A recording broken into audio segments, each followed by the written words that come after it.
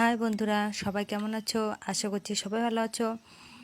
তো তোমাদের সাথে একটা ভিডিও শেয়ার করলাম যে আমরা একটা মন্দিরে যাচ্ছিলাম। সেই মন্দিরটা খুব সুন্দর আর খুব শীতল। সেখানে গরমের দিনে গেলেও তোমাদের গরম লাগবে না, কারণ ওখানে অনেক গাছপালা আছে এবং সেখানে একটা কালী মন্দির আছে আর একটা মহাদেবের লিঙ্গ আছে।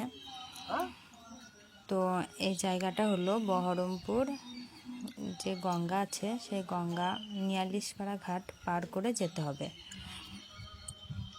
তো এটা হলো একটা শ্যামল সাধু বলে একজন ছিলেন, তার আশ্রম।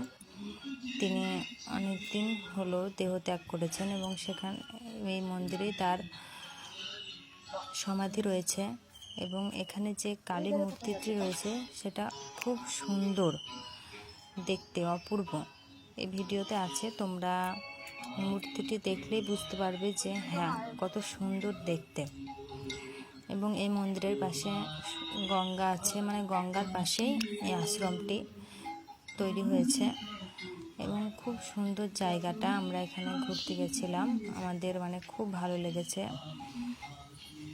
এটা হলো আমার মাসির বাড়ির কাছে এই জায়গাটা, সেই জন্য গিয়েছিলাম, মাসির বাড়ি গিয়েছিলাম। মাসির